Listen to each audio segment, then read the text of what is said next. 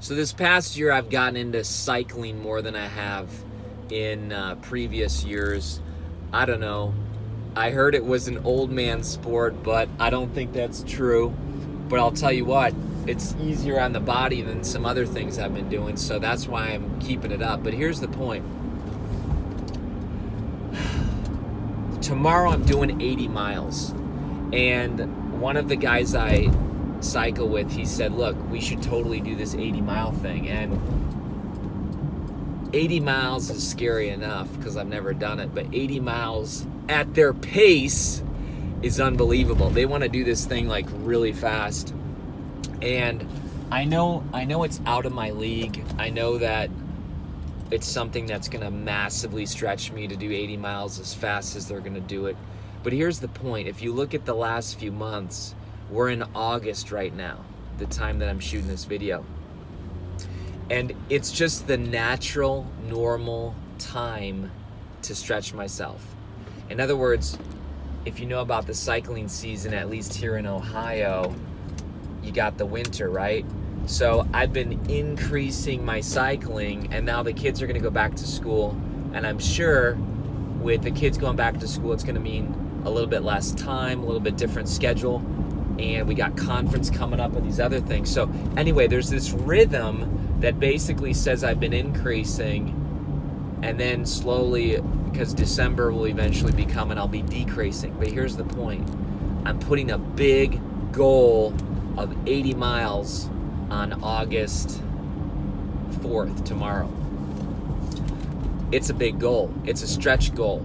It's a crazy goal for me. Now, for you, you might say 80 miles, that's nothing. I could do 80 miles super fast. Good for you. Stop competing against other people. That's what I tell myself all the time. There's one competitor in my life, and that's me.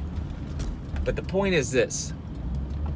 It's the normal, natural time to stretch myself.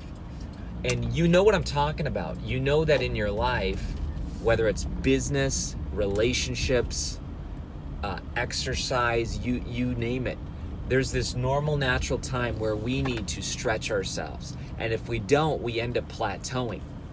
And as a result, this new stretch goal, it's just a little bit outside my comfort zone. It's a little bit outside my competency.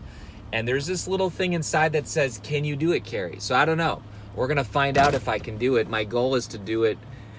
Even if I can't keep up with the fast guys, my goal is to finish. I'll let you know. But I want to challenge you today.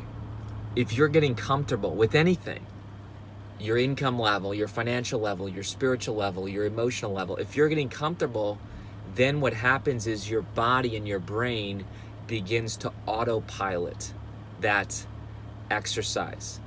It's called flow when you push into new levels. You want what's called stretch, but not snap.